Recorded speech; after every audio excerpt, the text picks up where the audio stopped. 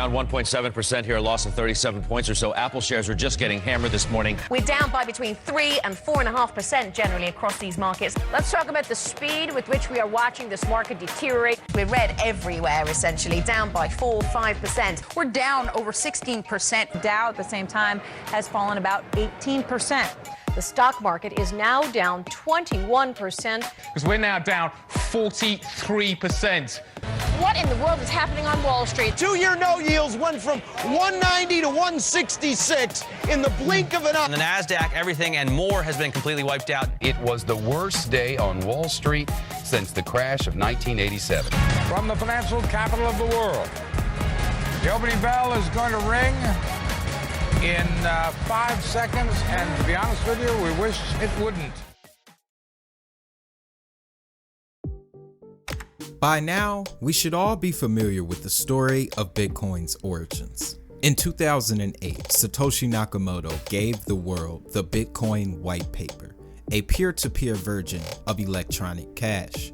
Shortly after this, in January of 2009, the first ever Bitcoin block was mined. This is commonly known as the Genesis block. Within this block was the notorious message. The Times, January 3rd, 2009. Chancellor on brink of second bailout. What would follow would be a series of events that would ultimately usher in what we know today as the digital asset economy. However, what is less spoken about is the history of the technology that supports Bitcoin. Ask, how do we solve this? What do we do? Let's propose something. Well, my belief is that this technology, this Bitcoin thing that everybody seems to be talking about, actually has inside of it some solutions. And I have my nice little cryptocurrencies. There we go, cryptocurrency, yay. Okay, so I call it the transformative triumvirate, big fan of Roman history. And there's really three things here: blockchains, decentralized transaction systems, and smart contracts. What in the world do I mean? Let's go through them. Let's talk about blockchains first. Blockchain technology dates all the way back to 1991, when researchers Stuart Haber and W. Scott Stornetta wrote a paper entitled How to Timestamp a Digital Document, which introduced the concepts of timestamps as a way to verify the true origins of digital content. In 2002, a pair of computer scientists from NYU, David Mazurs and Dennis Shasha, expanded on this idea. They introduced a paper called Building Secure File Systems Using Byzantine Storage. In it, they focused on data structures and protocols of multi-user networks called Sunder. This was able to highlight blockchain's ability to store data in each block. This is in essence the blockchain that we have today. Distributed ledger technology, however, actually dates back to ancient Rome, where a distributed ledger system was used to verify credentials in the Roman Empire. Of course, the biggest problem with this in the beginning was the issue of trust. Anyone along the data trail could tamper with the information. By the time the information got to who it needed to get to, it was oftentimes not the original message. The trust factor is something that would take us humans thousands of years to get right. It would ultimately be the monetary system that we have today that actually brought about this change in thinking. Since then, numerous forms of distributed ledgers have surfaced, including Hedera's hash graph, IOTA's Tangle, and directed acyclic graphs, commonly known as DAG. All are forms of DLT, and this fact is something you should really keep in mind as we go forward. Now, why did we just take a crash course on the history of blockchain and DLT? Well, for us to know where we are going, we need to know how we got here.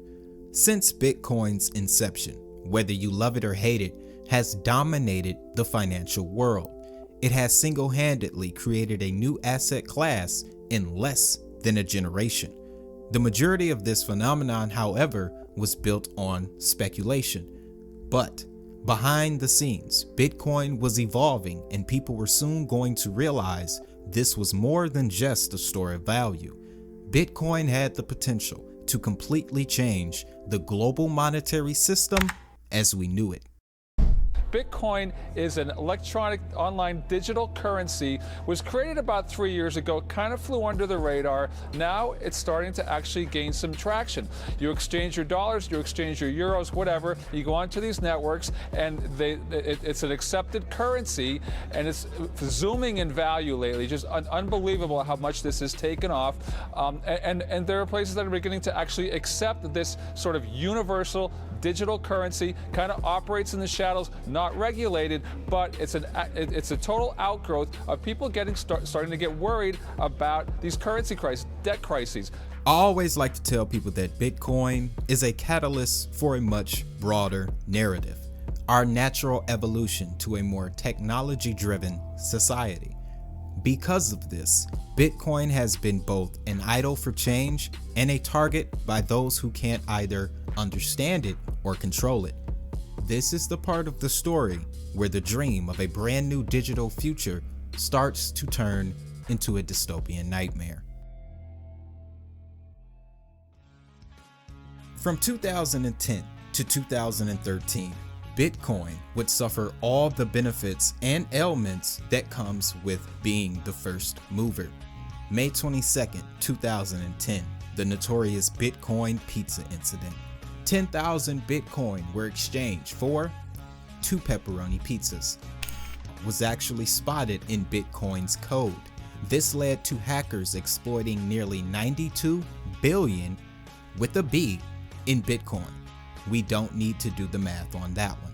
Fortunately, this was fixed within a few hours, and any history of that transaction has been removed from the network. This would be the one and only time Bitcoin would ever suffer an attack of this nature. In 2011, Bitcoin's adoption really started to pick up traction, but this would also be the first time that any form of regulation would start looking Bitcoin's way.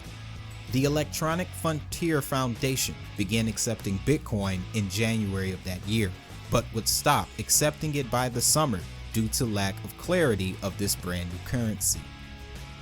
The following year, in 2012, Bitcoin would get its first TV spot in the form of the CBS legal drama, The Good Wife. Burned. Bitcoin is here forever on the internet. While dollar bills are traded through a bank, Bitcoin is traded peer-to-peer. See, Mom? Pretty colors. Fun, right? Thanks, Zach. So, you don't buy Bitcoin? No, you can. There are currency traders online. Yeah, 1 Bitcoin's worth $3. It used to be $33. People were hoarding. But that's not how it gets into circulation. You mine it, like gold. The guy who invented it created this program that releases blocks of Bitcoin over time. See? This would actually prove to be a very, very significant event, as it was the first time that Bitcoin went mainstream, even if it was spoken about in a negative light. Later that year, Bitcoin in September, the Bitcoin Foundation was launched with the purpose of accelerating the global growth of Bitcoin. Key word here, global growth. I emphasize the word growth because it wasn't just Bitcoin growing in popularity. If we take a look at a snapshot of CoinMarketCap from 2013, it tells quite the interesting story. You'll notice the only other recognizable asset listed here is Litecoin. Litecoin was first released via open source client on GitHub, October 7th, 2011. The reason why Litecoin was created, however, stems from a very important period in our timeline. Charlie Lee, former Google employee, was motivated to create Litecoin after he noticed that Bitcoin mining was becoming a whole lot more centralized. This centralization was created largely in part due to the increasing mining difficulty of Bitcoin. You see, in the beginning, Bitcoin was mineable from your home computer. This was the way that Satoshi intended it, allowing for new users to come online with relative ease.